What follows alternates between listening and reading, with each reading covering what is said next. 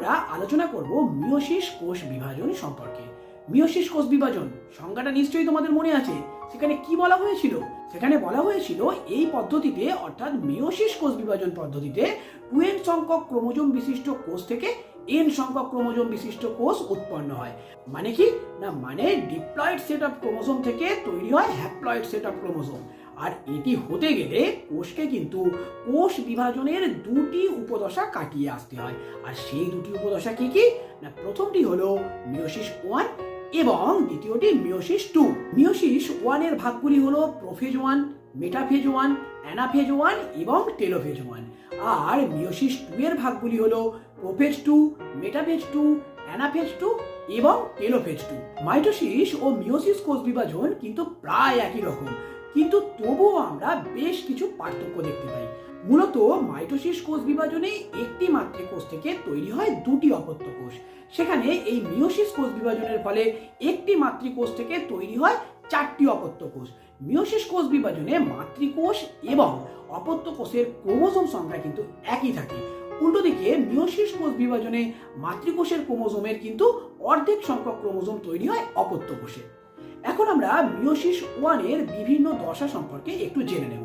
তাহলে চলো শুরু করা যাক। আর প্রথমেই বলবো প্রোফেজ 1 এর কথা। এই দশার প্রথমে সেন্ট্রোজোম দুটি অংশে ভাগ হয়ে যায়, মানে দুটি সেন্ট্রিওল তৈরি করে। এরপর সেই সেন্ট্রিওলগুলি কোষের বিপরীত প্রান্তে যায় এবং নিজেদের মধ্যে প্রায় 180 ডিগ্রি অ্যাঙ্গেল তৈরি করে। এরপরে মাইক্রোটিবিউল প্রোটিনের সাহায্যে সেন্ট্রিওলগুলো তৈরি করে ফেলে বেমতন্তু। এরপর কোষের যে সমস্ত সমস্ত ক্রোমোজোম অর্থাৎ হোমোলোগাস ক্রোমোজোমগুলো ছিল তারা একে অপরের কাছাকাছি আসতে থাকে এবং পরস্পরের মধ্যে জোট বাঁধে। এই ঘটনাকে বলা হয় সাইন্যাপসিস। তার মানে দুটি ক্রোমোজোমের যে 4টে ক্রোমাটিড, সেই 4টে ক্রোমাটিড কিন্তু একসঙ্গে অবস্থান করছে, মানে একসঙ্গে থাকে। আর এই গঠনকে আমরা বলি বাইভ্যালেন্ট। বাইভ্যালেন্ট অবস্থায় থাকা সমস্ত ক্রোমোজোমের নন সিস্টার ক্রোমাটিডগুলি, এখন এই নন সিস্টার ক্রোমাটিড কাকে বলে না, বাইভ্যালেন্ট অবস্থায় থাকা দুটি ভিন্ন সমস্ত ক্রোমোজোমের দুটি ক্রোমাটিডকে নন সিস্টার ক্রোমাটিড বলা হয়। আর এই নন সিস্টার ক্রোমাটিডগুলো নিজেদের মধ্যে কিন্তু দেহাংশের বিনিময় করে, আর যাকে আমরা ক্রসিং ওভার বলে থাকি। এই ক্রসিং ওভারের ফলে ক্রোমোজোমের যে অংশের দেহাংশের বিনিময় ঘটছে সেই অংশের জিনগুলোও কিন্তু একে অপরের সঙ্গে ইন্টারচেঞ্জ করে নেয়, আর যার ফলে নতুন চারিত্রিক বৈশিষ্ট্য দেখা যায়। আর এই জন্যই আমরা প্রত্যেকে কিন্তু একদম ইউনিক হই, মানে আমাদের কারোর সঙ্গে কারোর বৈশিষ্ট্য ম্যাচ করে না, প্রত্যেকেই আলাদা বৈশিষ্ট্যের অধিকারী। পাশাপাশি এখানে নিউক্লিয় পর্দা এবং নিউক্লিওলাসের অবলুপ্তি ঘটে। এরপরে শুরু হয় মেটাফেজ 1। আর মেটাফেজ 1 দশায় বেমতন্তুর সাহায্যে বাইভ্যালেন্ট অবস্থায় থাকা সমস্ত ক্রোমোজোমগুলো কোষের বিষুব অঞ্চলে লম্বালম্বি ভাবে অবস্থান করে, আর যাকে আমরা কি বলি, মনে পড়ছে, যাকে আমরা বলি মেটাফেজ প্লেট। এরপর শুরু হয় অ্যানাফেজ 1 দশা। এখানে সমস্ত ক্রোমোজোমগুলো পরস্পরের থেকে আলাদা হতে শুরু করে এবং বেমতন্তুর সাহায্যে কোষের বিপরীত দিকে যেতে আরম্ভ করে। আর এরপরে শুরু হয় টেলোফেজ 1 দশা। এখানে ক্রোমাটিডগুলো যে বিপরীত প্রান্তে পৌঁছে গিয়েছিল সেখানে গিয়ে তারা তাদের ঘনীভূত অবস্থা হারায়, মানে ক্রোমাটিন তন্তুর কুণ্ডলীগুলো আলগা হতে শুরু করে। পাশাপাশি নিউক্লিয় পর্দা এবং নিউক্লিওলাস আবির্ভূত হয়।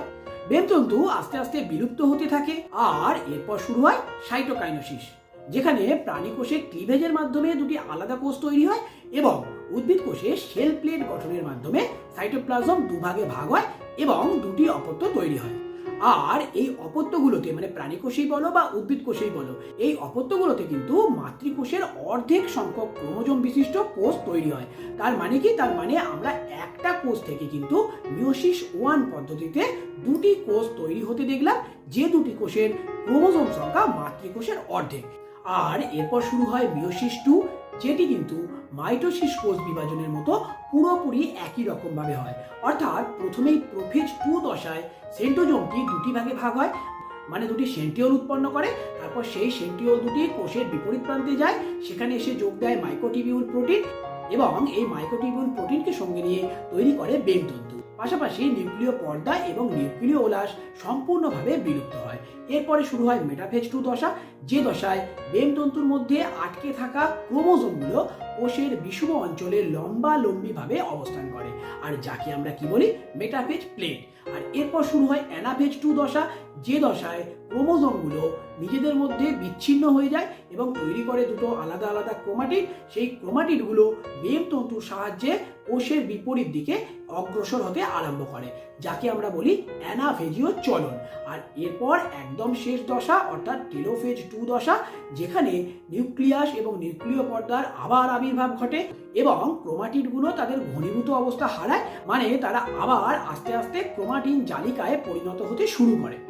আর এরপর শুরু হয় সাইটোকাইনেসিস পদ্ধতি, মানে সাইটোপ্লাজমের বিভাজন, যেটি প্রাণী কোষের ক্লিভেজ পদ্ধতির মাধ্যমে এবং উদ্ভিদ কোষের সেল প্লেট গঠনের মাধ্যমে হয়ে থাকে। তার মানে এই সাইটোকাইনেসিস হয়ে গেলে আমরা মোট 2টি কোষ থেকে কিন্তু 4টি অপত্য কোষ তৈরি হতে দেখলাম। তার মানে আমরা এখন দেখতে পেলাম একটা ডিপ্লয়েড জনন মাতৃকোষ থেকে প্রথম পর্যায়ে অর্থাৎ মিওসিস 1 পর্যায়ে 2টি হ্যাপ্লয়েড কোষ তৈরি হলো এবং দ্বিতীয় পর্যায়ে অর্থাৎ মিওসিস 2 পর্যায়ে সেই 2টি অপত্য কোষ থেকে আবার 2টি করে মোট 4টি অপত্য কোষ তৈরি হলো।